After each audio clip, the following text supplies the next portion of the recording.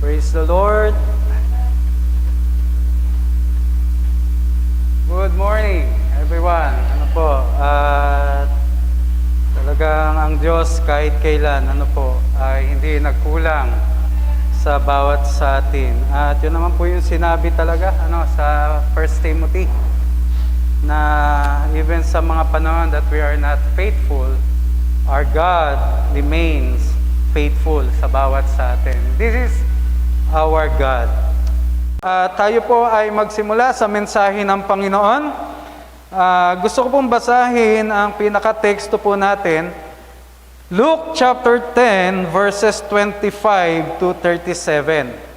So, there are 13 verses here. Familiar po tayo sa parable na ito. This is the parable of the Good Samaritan. And this is in connection with our topic, Love Beyond Walls.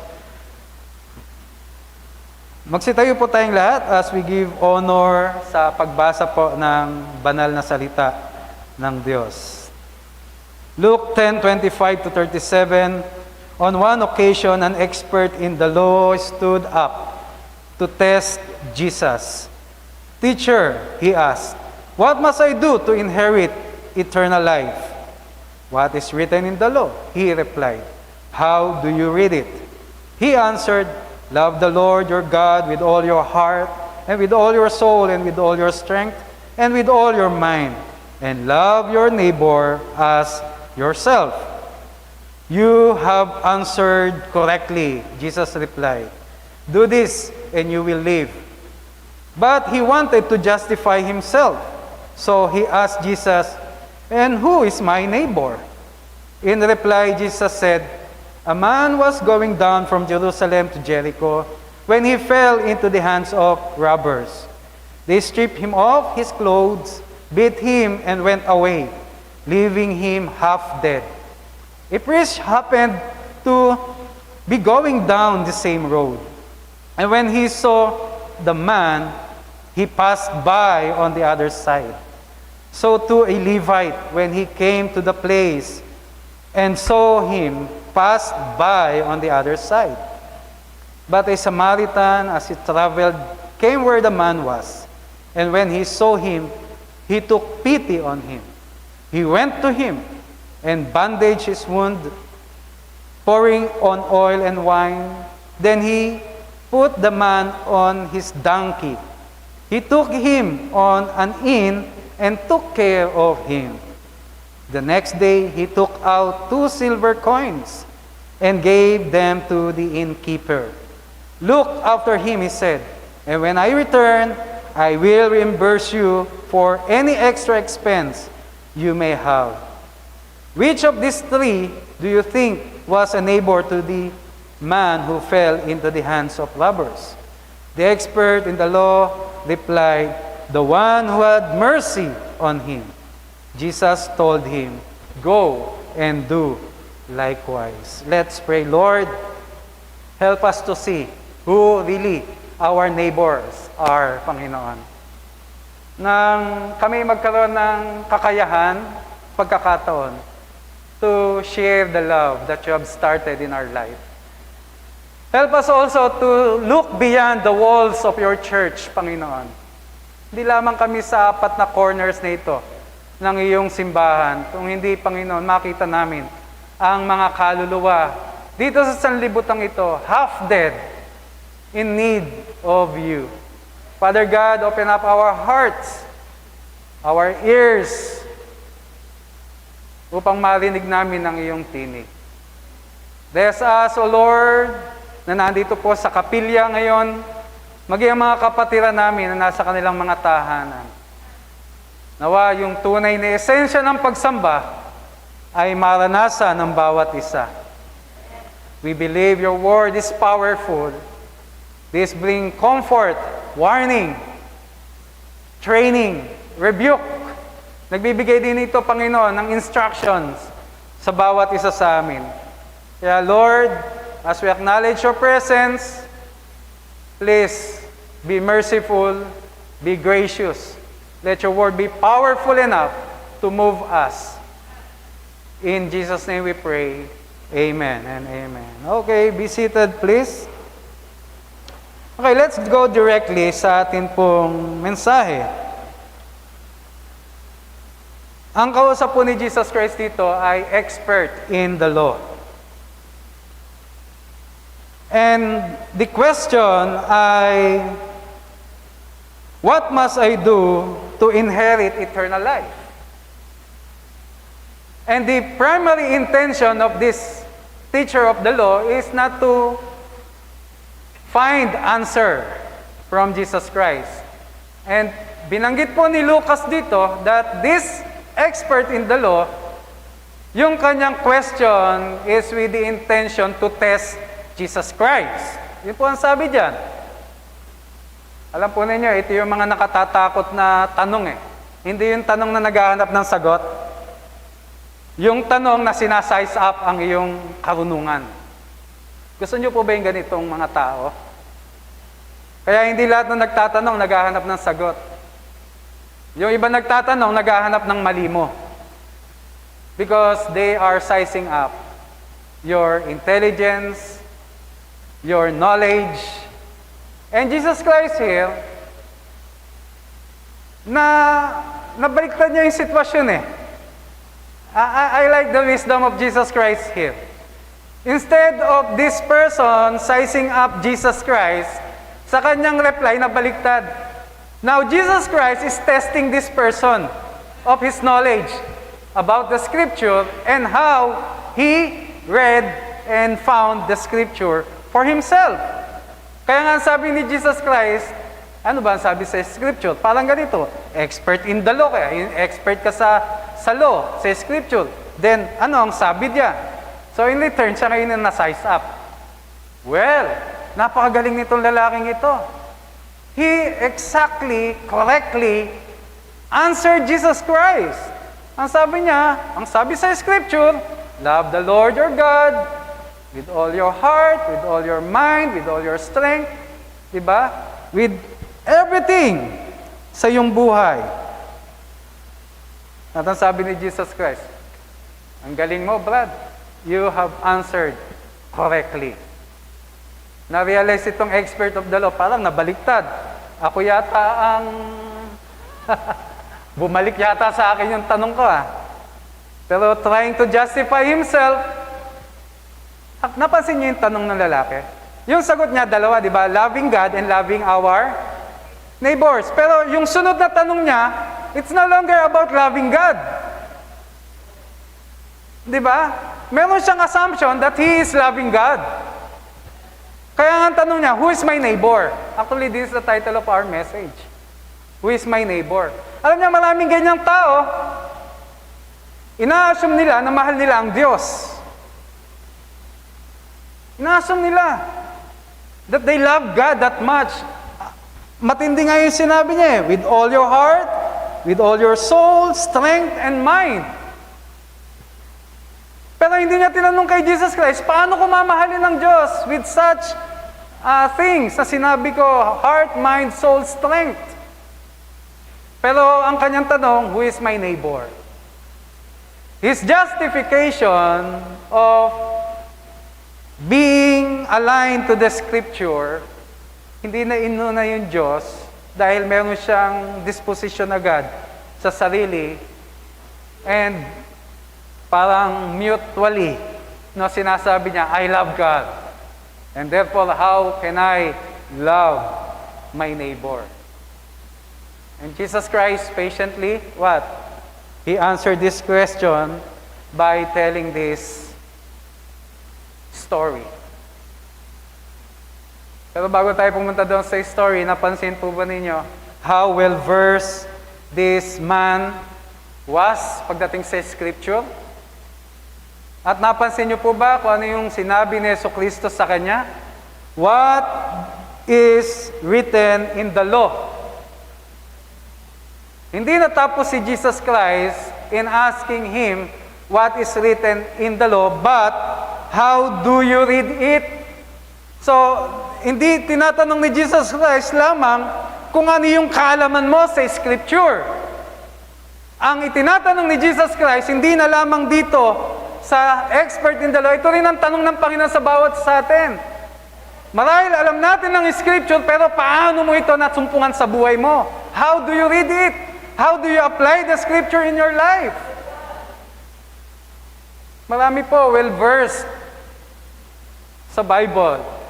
They know the Scripture. They can quote. Diba? Automatically, makakapag-quote yan ng mga Bible verses. Nakakapag-post yan sa social media ng mga Bible verses. Pero ang tanong, how do you find it in your life? How do you read it in your life? Kaya alam niyo, napakahalaga po ng My Today's Manna. Kasi ang Scripture, ito na yan eh. Logos na yan eh. Pero how the Scripture became Rhema sa'yo? Paano ito nagkakaroon ng revelation sa'yo every day? Pwede makabisa mo. Isang beses nga, nagkukwentuhan kami. Meron palang isang miyembro sa isang church na recite yung buong gospel ng Mark. Galing. Yung iba, memorize ang buong book ng Psalms. Galing, no?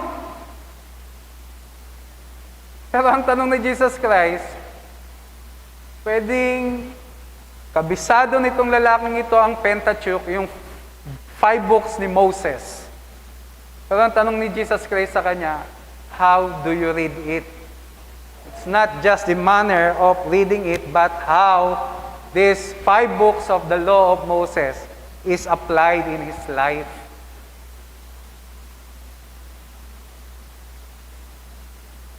Kaya nga, he wants to justify himself, asking Jesus Christ, who is my neighbor? Natanong nyo na ho ba yan sa inyong sarili, Lord, sino po ba ang neighbor ko? Sino po ba yung neighbor ko?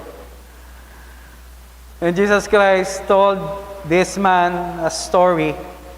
Ang sabi niya, merong isang lalaki going down from Jerusalem to Jericho. Nakita niyo po ba yung movement going down to Jericho? Kasi po, ang Jerusalem, bundok po yan.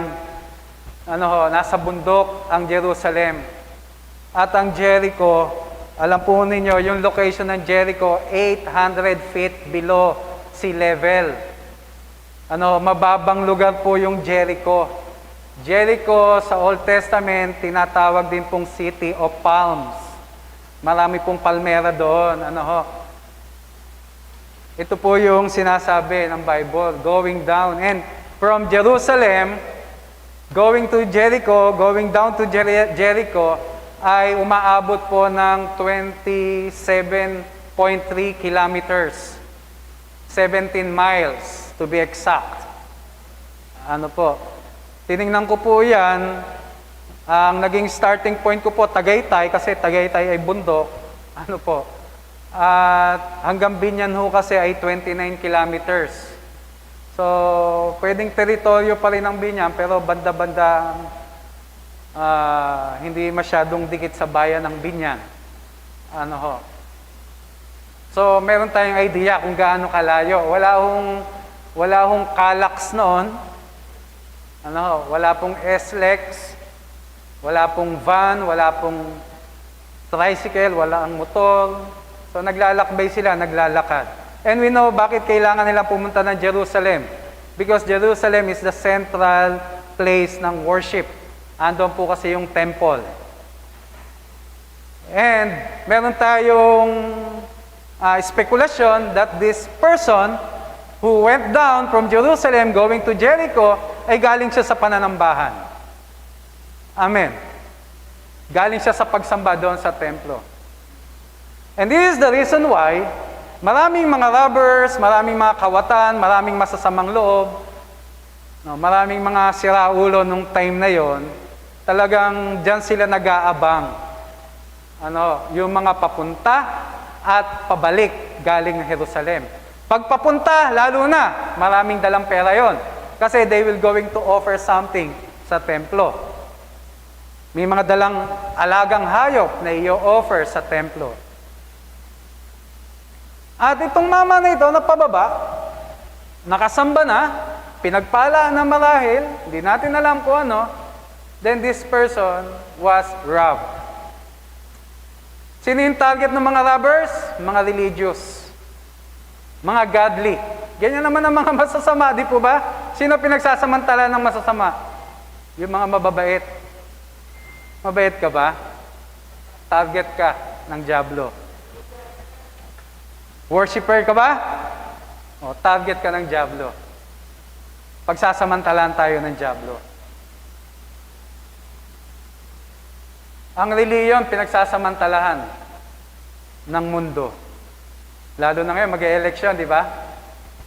Di ba? Marami ang talagang nakaabang, lalo na kung malalaking grupo ng mga mananampalataya, yung mga black voting na tinatawag, liligawan ng boto ng leader para dala ang buong miyembro. At kung minsan, alam po ninyo, nakakaladkad ang mga simbahan sa issue ng politika. Ako, yamot na yamot ako doon sa isang nabasa ko Ang sabi niya, siguro makaleni siya. Sabi niya, subukan ko kaya mag-pink, sumimba sa linggo. Sabi niya. Kasi ang tingin niya sa simbahan, mga galit sa mga dilawan. Parang, tama ba yun? Nakalad ka rin mo ang iglesia sa issue ng politika? Though, ang church kinakailangan may paninindigan pagdating sa righteous leadership ng ating gobyerno. Dapat lumalaban tayo sa korupsyon. Dapat lumalaban din tayo at naninindigan sa pagpatay at injustices. Dapat may boses din po tayo dyan. Amen po ba? Pero bilang mga mananampalataya, dinadala natin yan sa tamang lugar. Tamang venue. Amen. Kaya lang may mga iglesia masyadong sumobra ang kanilang extreme. May mga churches, they don't want to be involved in politics. Pero may mga church naman, they want to be involved fully sa social issues ng bansa, forgetting na yung society ay may malaking kinalaman sa spirituality ng bansa. And this is our business, to hit the spiritual condition of our nation upang maakit natin sila at maakay sa tamang pamumuhay. Kaya tama yung sabi sa DCIS ang bagong Pilipinas nagsisimula sa bagong Pilipino. Amen. At yung bagong Pilipino, hindi siya magiging bago kung hiwalay kay Kristo. Hindi natin mababago ang society. Hindi natin mababago ang society. Kaya natin baguhin ang society, magsisimula tayo sa individual na bahagi ng society. Please, wag natin kalad-karin ang simbahan sa ganyang bagay.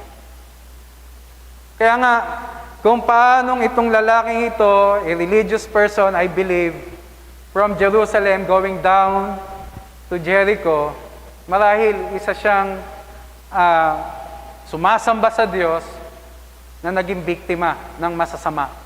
And he was robbed, ang sabi ni Jesus Christ, leaving him half dead. Half dead. Agaw buhay. Nakikita niyo po ba ang sanlibutan? Half dead na rin po ang mundo. Nakikita niyo po ba yung mga taong wala kay Kristo? Humihinga, pero patay sa espiritu. They are half dead. Amen. And so, in this event, meron daw priest, galing din sa Jerusalem, binabagtas din yung same road. Same road, ha? And seeing the man, anong ginawa niya? Ang pinuntahan niya, yung other side of the road. He passed by on the other side. Sa madaling salita, iniwasan niya. Ano ba yung mga priest? Sila yung mga godly. Sila yung identified kay Yahweh. Sila yung identified sa sinasabing loving God and loving neighbors. Sila yung identified sa pagmamahal sa Panginoon. Di ba ganito ang church? Ito ang identity natin. Mahalin ang Diyos, mahalin ang kapwa. But sadly, this priest on that same road passed by on the other side. At pikit mata, iniwasan yung nangangailangan. Mga kapatid, kinakailangan magising tayo sa katotohanan na ito. Marami sa ating paligid pinagsasamantala ng dyablo.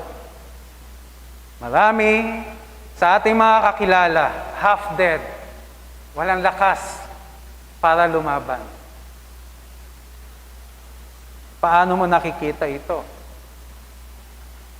Ano nga ang sabi ng expert of the law, in the law, kay Jesus Christ? Who is my neighbor? Ito rin sana yung makita natin, at masagot ng Panginoon sa atin ngayong umaga. Sino ba talaga ang ating kapwa? Alam po ninyo, sinabi dito, the priest and the Levites, the Samaritan, at saka po yung half-dead na tao, they were in the same road. Alam nyo, minsan hindi naman kinakailangan lumabas ka ng tahanan mo para makita mo yung mga half-dead. Minsan hindi mo na kinakailangan lumabas ng community. Minsan hindi mo na kinakailangan mag-abroad to do missions. Minsan yung lagi mo nakakasama araw-araw sa opisina, sa bahay. Minsan sa loob ng iglesia, may mga half-dead. Amen. Amen. Tingnan mo nga yung katabi mo, baka half-dead na yan. O half-asleep.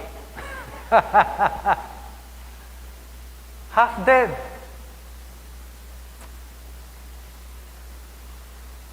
Baka yung relationship na mag-asawa, half-dead na. Baka yung relationship mo sa anak mo, half-dead na din. Baka yung relationship mo sa iyong parents, half-dead na din. Relationship mo sa iyong boss, sa iyong kaibigan, half-dead na. O baka ikaw mismo, half-dead na din. At ang pinakamasakit nito, yung mga nagsasabing makadiyos, they passed by on the other side of the road, ignoring your need, ignoring the cry out of your heart. Alam niyo, yun ang mas masakit di ba? Yung mga inaasahan mo na tutulong sa'yo, sila ba yung parang walang pakialam sa'yo? And then, the Levite also came to that same place, same road, but took the other side of the road. The other side of the road. I'm just wondering why Jesus Christ used in this parable isang Samaritano. Samaritano na sa kanilang pananaw ay hindi karapat-dapat. Samaritano na sa kanilang pananaw, hilaw ang kanilang relihiyon, hindi katanggap-tanggap sa Diyos, mababang uri ng pagkatao. Pero ito yung ginamit ni Jesus Christ na karakter upang ipakita dito sa expert ng law ang alin? Yung katotohanan na hindi lahat ng may hawak ng Biblia ay pwede mong asahan. Amen. This is the principle na gusto kong makita natin dito. You know your Bible? Fine. Where's the application? Meron naman, puro application. Where's your Bible? Ganito po yan. Hipokrito ako, kung puro Biblia ako, wala namang application. That is hypocrisy. Kung puro application naman ako, wala naman akong personal walk with God, that is also hypocrisy. Amen. Kaya nga sabi ko, napakahalaga na sa bawat araw, meron tayong salita ng Diyos. It is not enough that we are holding the Logos. What completes the Logos is the Rhema, the revelation of God in our life daily.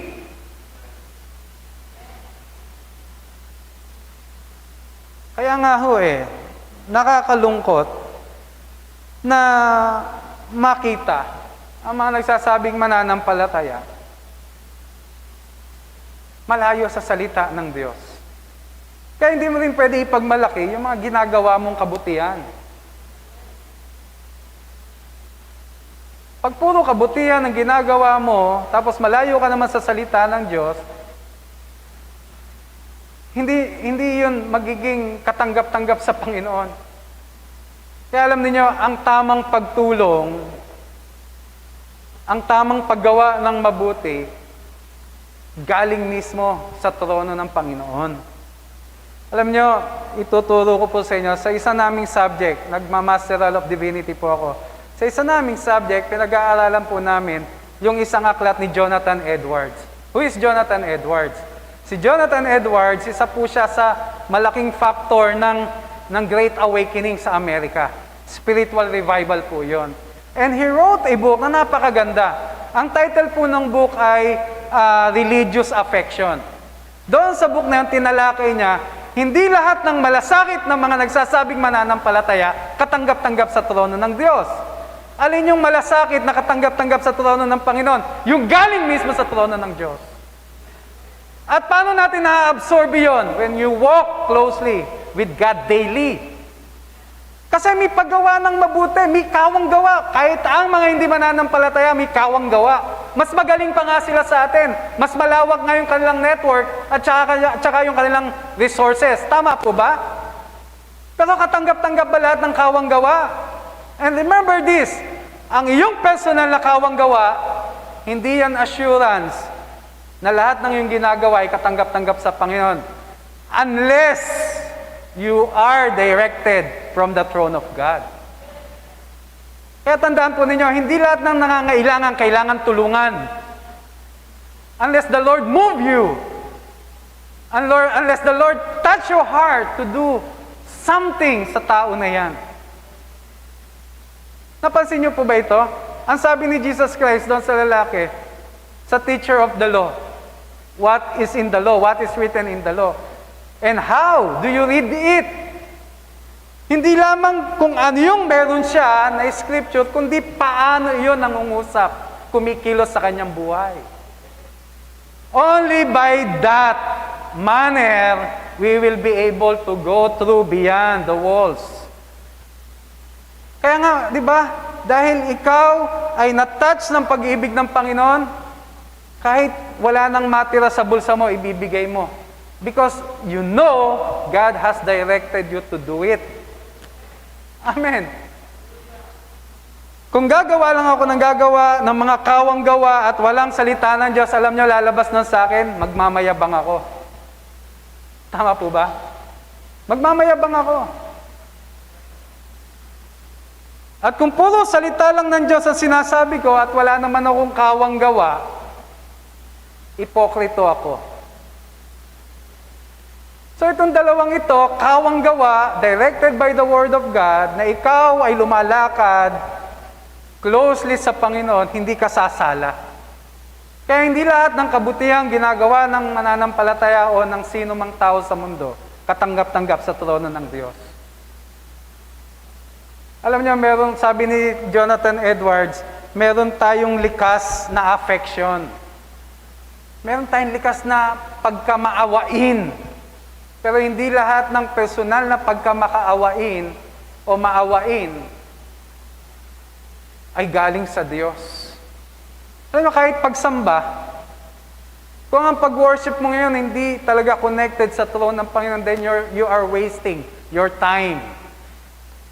Kaya nga nalulungkot ako sa mga kapatid natin, hindi naman po lahat ng mga nasa online. Nalulungkot ako. Kung ikaw ngayon nasa online and you are not worshiping God and you are not connected to His throne, you are wasting your time. Yung iba, alibay na lamang may online worship naman Yung iba, nasanay na at may mga excuse pa. Yung nang ikaw ay nandito sa kapilya lumilipad yung isip mo kung saan-saan. Lalo pa kaya, nandiyan ka sa komportabling higaan, komportabling upuan, komportabling tirahan. Lalo na mas malaki yung temptation na mawala yung focus mo sa pagsamba. Amen. Kaya alam po ninyo, let us all be serious sa bagay na ito.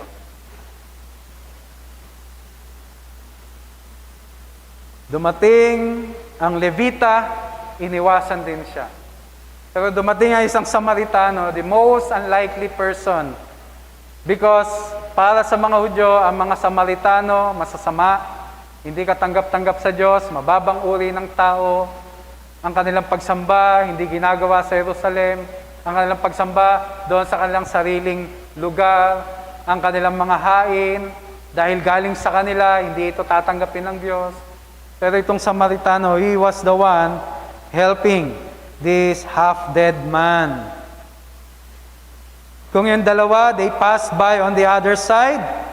This man, a Samaritan, okay, a good Samaritan, came where the man was. When he saw him, hindi lamang niya nakita. Anong sabi niya? When he saw him, he took pity on him. He saw, he took pity on him. Verse 34, he went to him. Hindi lamang yon, bandaged his wounds, pouring on oil and wine. He put the man on his own donkey. He took him to an inn, took care of him.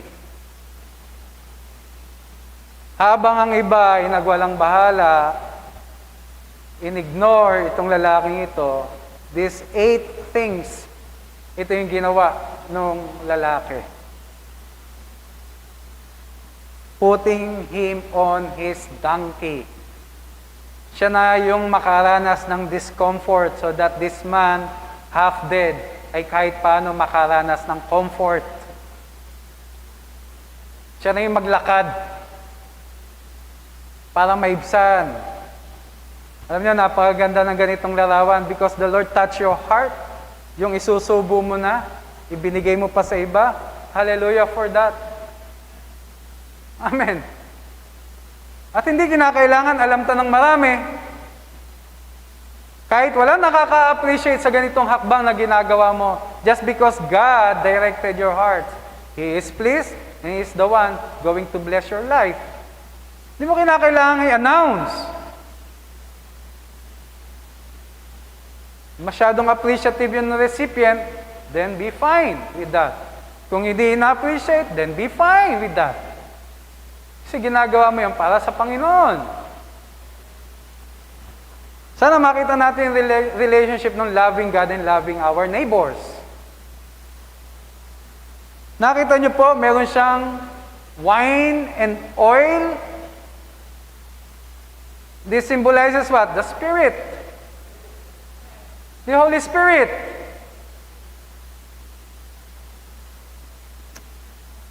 Akala ko ganito yan.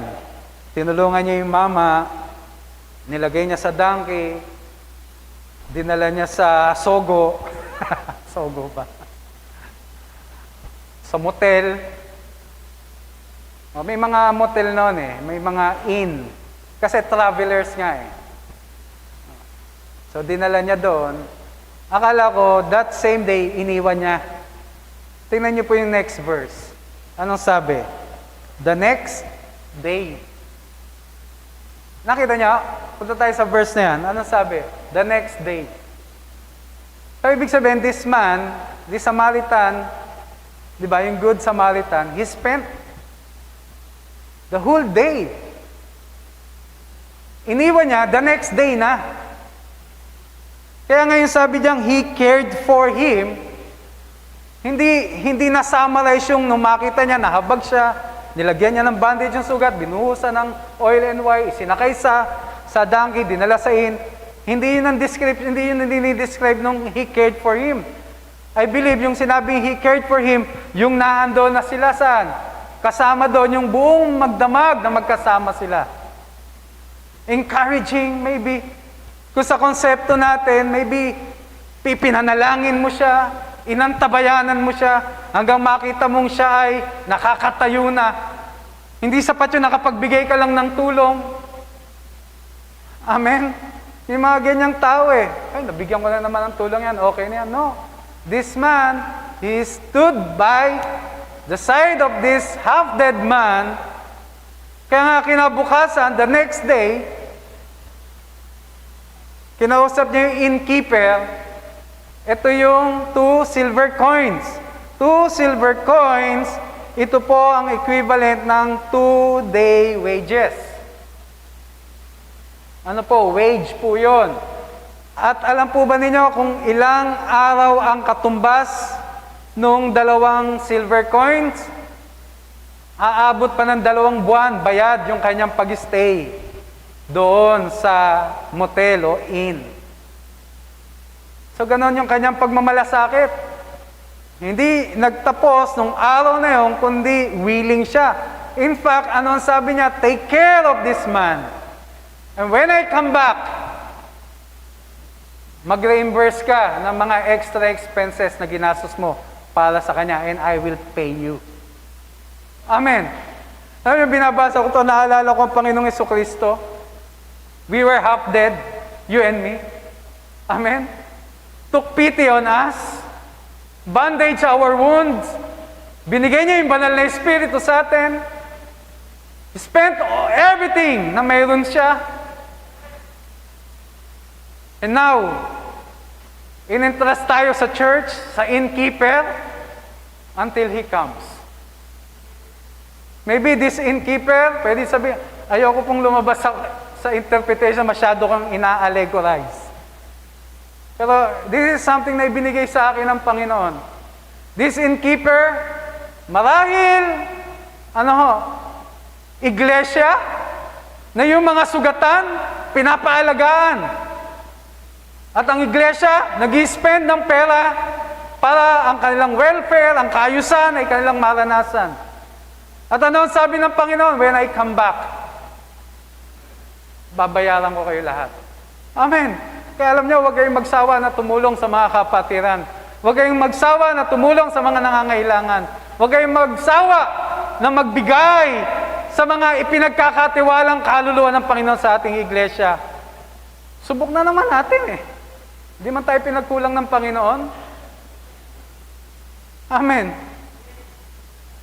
Huwag po tayong magsawa.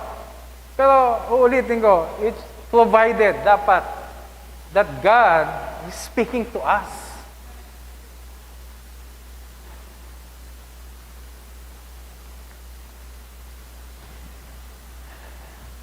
Sabi ng Panginoon o ng lalaki, ng Good Samaritan, I will reimburse you for any extra expense you may have.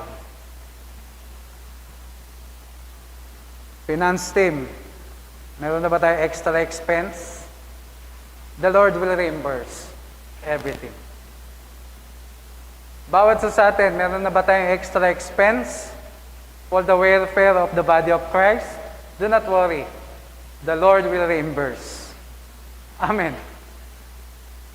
Just pray, Lord, masumpungan mo nawang tapat ako na sumusunod sa kagustuhan mo. Kaya nga sa kaulian, ang tanong ni Jesus Christ doon sa expert in the law, which of these 3 do you think was a neighbor to the man who fell into the hands of the robbers? Tumpak na naman ang sagot. Tama na naman yung sagot. At sabi nung lalaki, hindi niya nga sinabing the Good Samaritan o the Samaritan man. Ang sabi niya pa, the one who had mercy on him. And Jesus told him, do likewise. Go and do likewise. Who is our neighbor? Sino ba talaga ang ating kapwa? Sa kaulihan, gusto ko makita natin ang 3 bagay na ito. There must have a practical application of what we know in the Scripture. You know the Scripture? Dapat may practical application yan. Dapat tangible. Who is your neighbor? Pwedeng asawa mo, pwedeng anak mo, pwedeng kasambahay mo, pwedeng kapatid mo, pwedeng magulang mo, pwedeng kapatiran dito sa iglesia, pwedeng kaibigan mo. Who is your neighbor? Sila yung makakatanggap, makakalasap ng practical application ng alam natin sa Biblia. Amen. Hindi sapat that you know. How do you find the Scripture in your life? Is another thing. Knowing the Scripture is one thing, and finding ourselves in the Scripture, doing and obeying what the Scripture says, is another thing. Number 2, religion divides, but the love of God unites. Amen? Religion separates us. Nakita niyo po ba yung dalawang relihiyoso? They just pass by on the other side. Pero kung meron tayong pag-ibig na nagmumula sa Panginoon, that love will move us to each other. Kaya nga sabi ko, bakit ang iglesia, hindi na lang tayo magmahalan sa isa't isa? Amen? Ba't di na lang tayo magpatawaran? Bakit hindi na lang tayo tumalikod sa mga chismisan? Bakit hindi na lang tayo magpakita ng malasakit sa isa't isa? Bakit hindi na lang natin pahalagahan ang ating kapatid? Hello? Kung i-impose mo ang sarili mo, pwedeng may nakasanayan ka, religion na tinutukoy ko po dito, hindi po yung religion ng Christianity, kundi religion in a sense na nakasanayan mo na. Religion na naging ritual mo na. Religion na ang focus ay ang sarili mo. Kung ito ang relihiyon na nagisnan at nakasanayan mo, ilalayo ka nito sa kapwa mo. Like this, Levites and priests. Pare-pareho naman sila na nakita. Isang lalaking half-dead, pero magkakaiba yung kanilang tugon. What separates them from this person? Their religion. Alam niyo, ang pagsunod sa Panginoong Jesucristo, moving out of our comfort zone. When I say religion, ito yung mga nakasanayan natin.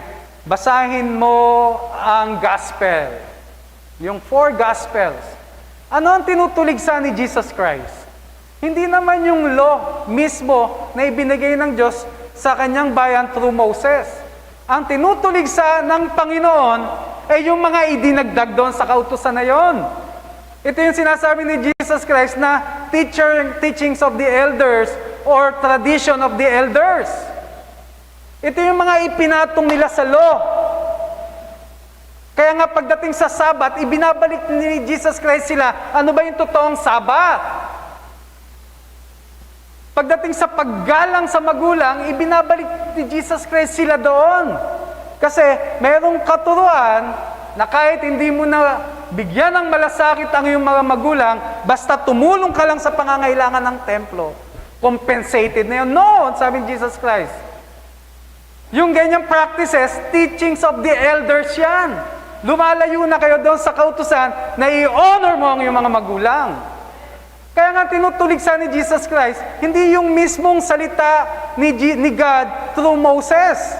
Ang tinutuligsa ni Jesus Christ, yung relihiyon na nakasanayan nila. That they were becoming so faithful, loyal doon sa policies, loyal doon sa relihiyon at tradition. Forgetting the real essence of the commandments of God.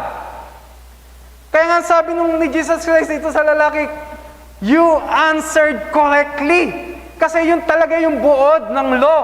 Loving God and loving our neighbors. Amen. Pero nung time na yun, nakalimutan na yung loving God, loving neighbors, because of the tradition na itinambak nila sa ibabaw ng law. Pansinin po ninyo, kung magiging faithful tayo sa ating relihiyon, it will divide us. And this is a challenge for all of us. Ano ba yung pag-ibig ng Diyos na dapat natin binabalikan talaga? Ba't hindi na lang tayo magmahalan? Ba't hindi na lang natin kalimutan yung siraan? Ba't hindi natin takpan yung ating tenga sa mga chismisan? This divides the nation. This divides the church. Even the family. Kahit pamilya, kahit kambal nag-aaway dahil sa chismisan. Ba't di na lang natin kalimutan yung mga bagay na may kinalaman sa ating personal at hindi na lang natin piliting malugod ang Diyos sa ating buhay by walking saan? Sa Kanyang pag-ibig. Let us go and do likewise. Loving beyond the walls. Kung titingnan natin yung walls dito, yung walls ng religion. Walls ng tradition of the elders. Totoo naman ho kapag yung nakasanayan na natin, ang kailangan nating basagin, masakit. May agam-agam. When we move out doon sa ating nakasanayan, may takot tayo. In fact, si Jesus Christ, hindi naman sila dinadala ni Jesus Christ doon sa uncertainties. Inaalis sila ni Jesus doon sa kanilang nakasanayan at dinadala sila doon sa totoong kalooban ng Ama sa langit. Kaya nga sabi niya, tumpak ang iyong sagot, tumama na naman siya sa pangalawang sagot. Ang sabi ni Jesus Christ sa kanya, go and do likewise. Ibig sabihin, by this story, nabasag yung tradisyon, nabasag yung nakasanayan, na-expose yung totoong pag-ibig ng Ama, at pag-ibig sa ating kapwa, at ang sabi ng Panginoon, go and do likewise. Number 3, ang isa sa nakita kong reflection dito is the half-dead world needs the love of God. Amen? Half-dead po ang mundo. Kailangan nila ang pag-ibig ni Kristo. Isa rin po yan na dapat nating pinupuntahan. Amen. So with this, gusto kong tapusin ang mensahe ng Panginoon para sa bawat isa. Who is our neighbor? Ang Diyos ang maglalagay sa iyong puso kung sino sila. Ang Diyos ang magdadagdag ng pag-ibig upang sila'y mahalin mo. Ang Diyos ang siya magsusustain sa iyo. And together with Jesus Christ, ito ang sinasabi ng Panginoon sa atin ngayon. Go and do likewise. Let's pray. Lord, we thank you for your word this morning. Ama, basagin mo lahat ng aming nakasanayan. Dahil kung i-impose po namin ang aming mga sariling tradisyon, kultura, it will separate us from one to other, Panginoon, to another. Give us a heart, O Lord, that is willing to embrace your love, to express such love to our neighbors. Kung minsan, Lord, yung pagiging makadiyos ay identity na lamang at hindi talaga attitude ng aming buhay. Lahat po kami ay lumalakad sa isang landas na ito at expose sa amin kung sino ang mga half-dead that needs your love. Lord, it is not enough for us to know your word. But what completes it, O Lord, is the practical application of what we know, what we learn from you. Matagal na po kaming iglesia dito sa South. Matagal na, Panginoon, kaming nagsasabing lumalakad kasama ka. Nawa, O Lord, matutunan namin na kahit sa paggagawa, Panginoon, o kawang gawa, una naming piliin na marinig ang tinig mo. Dahil doon lamang kami, Panginoon, magkakaroon ng kapanatagan ng aming ginagawa ay may merito sa kaharian mo. O Father God, thank you for your word this morning. Ito ang aming panalangin sa pangalan ni Jesus. Amen. Amen. Good morning po mga kapatid.